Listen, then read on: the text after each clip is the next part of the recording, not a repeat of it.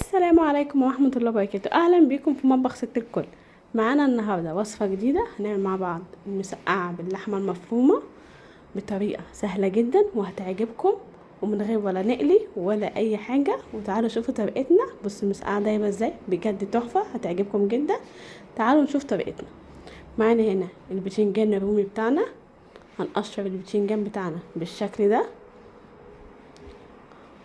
وهنقطعه مكعبات. نقطع مكعبات مش كبيرة جدا ولا صغيرة، حجم متوسط زي ما احنا شايفينها كده. اخلص كمية البشنجان بتاعتي كلها.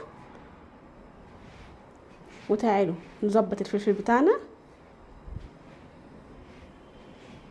الفلفل بتاعنا هننضفه، مخليش فيه اي بذرة خالص. ده الفلفل الرومي، وهقطعه برضو مكعبات بالشكل ده زي ما انتوا شايفينها كده اهوت. ومعانا الفلفل الحار هنقطعه قطع متوسطة كده. الفلفل بتاعنا جاهز. معانا بقى البتنجان بتاعنا، بعد ما خلصته هنرش عليه ملح ونقلبه ونسيبه ينزل ميته.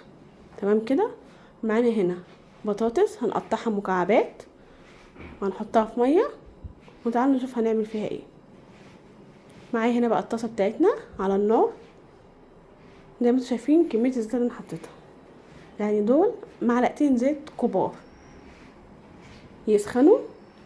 اول ما يسخنوا هنصفي البطاطس بتاعتنا من الميه وننزل بيها في الطاسه. هنشوح البطاطس بتاعتنا زي ما انتم شايفين كده، هنفضل نشوح فيها لحد ما تحمر معانا ويبقى باللون اللي احنا شايفينه ده، بمعلقتين الزيت اللي احنا حطيناه زي ما احنا شايفين. بجد جربوها بالطريقه دي ولا هتقلي. وبصوا البطاطس احمرت ازاي وخدت سوا. هننزل بمعلقتين زيت كده برضو، وهنشوح البتنجان بتاعنا. نبدأ بقى نقلب ونشوح فيه لحد ما يتحمر معانا. بصوا بكل بساطة ومن غير ما تقلي، وزيت نوع من التوفير. بنقلي البتنجان في كمية زيت كبيرة والبطاطس والفلفل، وفي نفس الوقت عملتي حاجة وفرتي وقللنا نسبة الدهون فيها. معانا هنا بعد ما غسلنا البتنجان بتاعنا، اول طبقة في الطاجن بتاعنا حطينا عليها البطاطس. تعالوا نشوح بقى الفلفل الرومي بتاعنا. نشوح الفلفل الرومي الاول، بعد كده نشوح الفلفل الحامي. نشوح الفلفل برضو عادي خالص. كان نشوح الفلفل الحامي بتاعنا.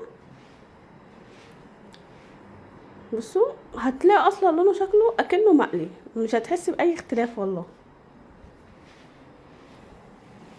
كده خلصنا قلي الفلفل. تعالوا نعمل الصلصه بتاعتنا. معانا معلقتين زيت وبصلايه مفرومه هنشوحها على النار لحد ما تصفر معانا. انا معايا هنا صلصه جاهزه متفرزه، ننزل بيها عليها معلقه هريسه، معلقه سكر وملح وفلفل، بس كده. ونحط نص كوبايه ميه وهنسيبها تغلي معانا غلوتين زي ما احنا شايفين بكل سهوله وبكل بساطه. هنا بصيت الفلفل الحامي في جنب والفلفل الرومي في جنب. ننزل بكبشتين من الصلصه. بعد كده هننزل بكميه البتنجان الباقيه. معايا هنا لحمه مفرومه متعصجه عاديه، لحمه مفرومه معصجه عاديه خالص، حطيتها طبقه فوق الوش. بعد كده هغطي بقى بكميه الصلصه بتاعتي اللي انا عملتها كلها.